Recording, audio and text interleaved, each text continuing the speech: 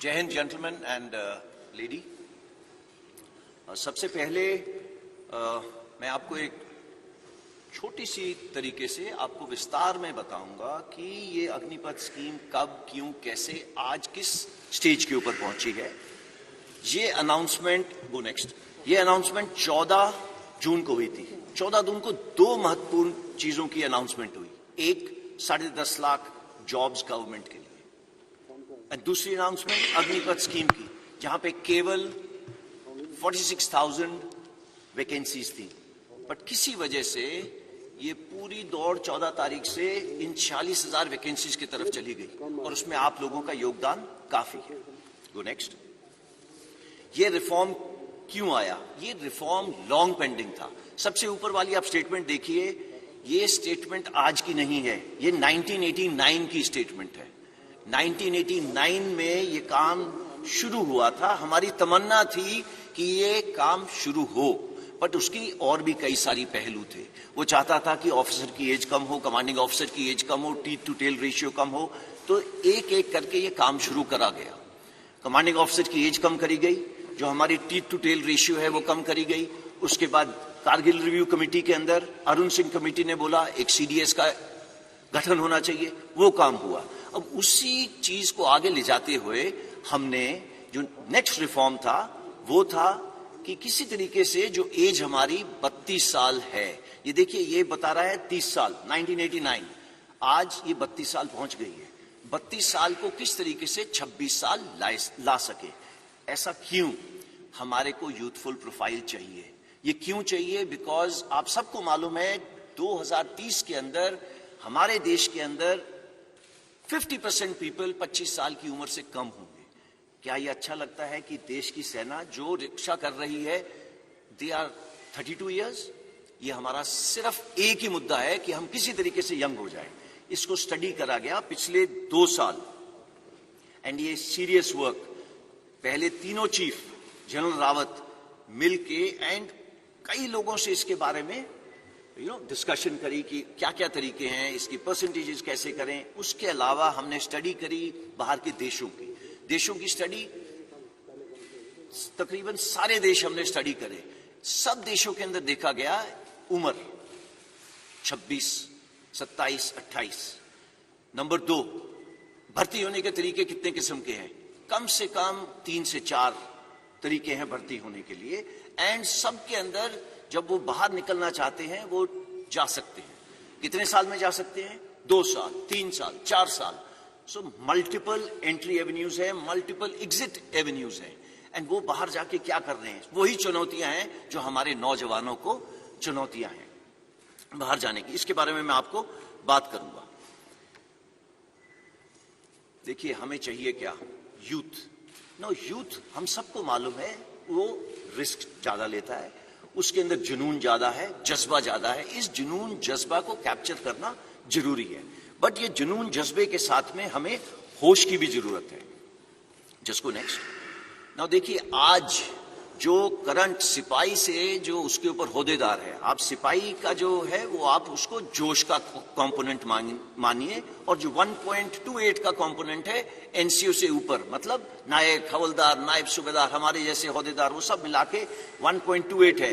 हम चाहते थे कि ये यूथफुल प्रोफाइल आने से जो जोश और होश का कंपोनेंट है ये तकरीबन बराबर हो जाए। एंड इससे होगा क्या? Ideal mix youthfulness and experience का। अगेन गोइंग बैक, जोश और होश का एक्सपीरियंस तकरीबन बराबर हो जाएगा। Go next. आज देश के अंदर आपको मालूम है कि फौज की कितनी रिटायरमेंट्स हैं, ये आप सबको मालूम है। फौज के अंदर, आर्मी के अंदर तकरीबन 45,000 से 60,000, नेवी के अंदर तकरीबन 2,500 से 3,500, एयरफोर्स के अंदर सिमिलर नंबर, वो सिर्फ 5,000 हो जाता है। हाउएवर, जो आपको पता होना चाहिए, ये नंबर्स हैं जो हमारे प्रीमेच्योर रिटायरमेंट ले रहे हैं। प्रीमेच्योर रिटायरमेंट का मतलब क्या है? प्रीमेच्योर रिटायरमेंट का मतलब ये है कि अगर मैंने इस फौज के अंदर 25 साल, 30 साल, मैं अभी 59 ईयर्स का हो गया हूं, 60 में मैंने रिटायर करना है, वो मेरी पूरी एज सर्विस की है। बट इतने तादाद में लोग हैं। इंडियन आर्मी में तकरीबन 14,000, इंडियन नेवी में तकरीबन 3,000, एयरफोर्स में तकरीबन 500 से 600। ये लोग आज भी बाहर जा रहे हैं। इनकी उम्र क्या है? 35, 36, 38 ऐसी उम्र है। ये लोग सब जा रहे हैं। आज तक हमने किसी ने भी कोशिश नहीं की बोलने की ब्रदर ये बाहर जाके क्या काम कर रहे हैं। ओके, एंड आप इन तीनों को ऐड करो, ये 15,000 16,000 तो वैसे ही बन गए। जब हम लोग बात कर रहे हैं 40-46 हजार की 4.5 साल के बाद, तो आप इसको थोड़ा सा अपने दिमाग में रखना, इसके बारे में दोबारा चर्चा करेंगे। Go next. See coming before मैं पे एंड अलाउंसेस पे आता हूं, उससे पहले मैं बात करता हूं ट्रेनिंग की। सी आज का युवक हमारे से अच्छा है। हमारे से पहले वाला युवक, करेक्शन, हमारे से भूतपूर्व सैनिक हमसे खराब नहीं थे, बट हमारी खुराक ज्यादा अच्छी है, उनकी खुराक हमारे से कम थी। आगे आने वाला जो युवक है उसकी खुराक भी अच्छी है, उसकी पढ़ाई भी अच्छी है, वो एक टेक्नोलॉजी के साथ अडेप्ट है, वो पैदा हुआ है मोबाइल फोन के साथ, उसको पता है मोबाइल फोन का क्या है। और तो वो कल को जो ड्रोन वॉरफेयर हो, जो आप आज देख रहे हैं टीवी के ऊपर, एक टैंक चल रहा है, टैंक को टैंक नहीं लड़ रहा, टैंक को एक ड्रोन लड़ रहा है। तो आगे आने वाली जो लड़ाई है वो अलग किस्म की होगी, टेक्नोलॉजिकली सैवी होगी। अगर वो टेक्नोलॉजिकली सैवी होगी तो उसके लिए अलग किस्म के लोग चाहिए। और वो कौन सा किस्म है? हमारा यूथ, भारत का नौजवान। ये भारत का नौजवान क्योंकि टेक्नोलॉजी के अडेप्ट है, वो पैदा हुआ है एक ये मोबाइल के साथ खेलता हुआ, कंप्यूटर के साथ खेलता हुआ, और वो आता कहां से है? गांव से। हमारी इनटेक 70% विलेज से। नाउ अगर हमारी विलेज से 70% इनटेक है, तो हमारे को जो सॉल्यूशंस बनानी है उनको मद्देनजर रख के बनानी है, ना कि जो अर्बन एरिया के लोग हैं। सो अगर इन 70% को देखा जाए तो वो कहां से आ रहे हैं? गांव से। उसके पास है क्या वहां पे? खेत या कोई छोटा मोटा व्यवसाय। वो उसकी क्लास या उम्र कितनी होगी? वो पढ़ा होगा तकरीबन 17.5 साल की उम्र होगी और पढ़ा होगा 10वीं साल। मेजर इनटेक, ये जो 70% बोल रहा हूं, ये सारी इनटेक हमारी उस किस्म की है जो सोल्जर आपके लिए जाके आगे देश की रक्षा करता है, ये वो सोल्जर है जो 10वीं क्लास पास है। 12वीं क्लास के हम ले सकते थे, बट सी हमारा काम थोड़ा जोखिम का है।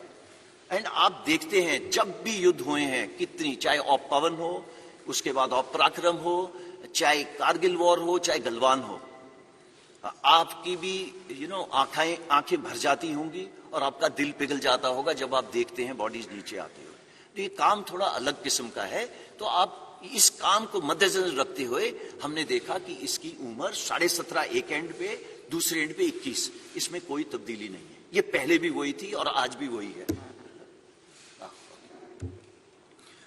तो इन दोनों में कोई तब्दीली नहीं है। उसके अलावा हमने पिछले सालों में क्या करा है? अपना फ्लैब कट करा है। फ्लैब का मतलब, देखो टीथ टू टेल रेशियो की बात होती है, टेल कम करी है और कम होगी आगे आने वाले टाइम में। दूसरी जॉइंटनेस बढ़ी है। कुछ सालों पहले आईडीएस हेडक्वार्टर नहीं होता था, वो बना है। तो इस तरीके की जो बीच बीच में चेंजेस हैं वो सब करी जा रही हैं। उसके अलावा नेक्स्ट चीज ये है कि अगले 4 से 5 साल में हमारी इनटेक 50,000 से 60,000 होगी। इसको ब्लैंक कर दो, 50,000 से 60,000 होगी।